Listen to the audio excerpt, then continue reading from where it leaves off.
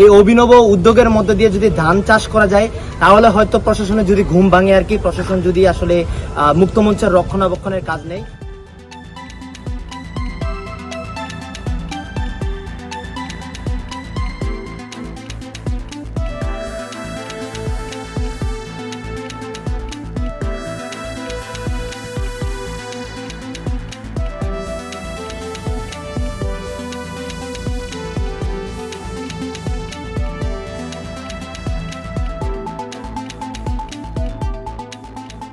শিক্ষার্থীরা আজকে অভিনব একটি উদ্যোগ নিয়েছি, প্রতিবাদী একটি কর্মসূচি, যে মুক্তমঞ্চে ধানের চারা রোপণ কর্মসূচি হাতে নিয়েছি। তার কারণ অংশ হিসেবে এর আগেও বিগত সময়ে বিশ্ববিদ্যালয়ের প্রশাসনকে আমরা বলে এসেছি যে বিশ্ববিদ্যালয়ে যে মুক্তমঞ্চ রয়েছে সংস্কার করার জন্য।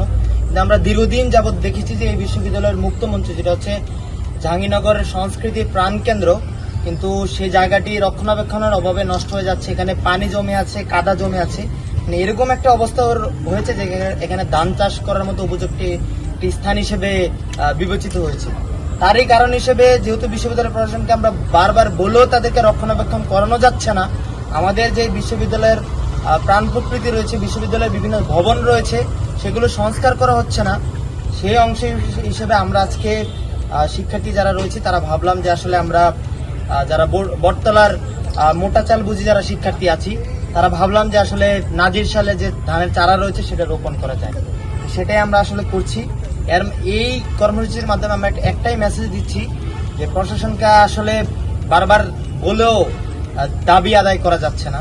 তো সেটার এই কর্মসূচির মাধ্যমে যদি প্রশাসনের টনক নড়ে আর কি।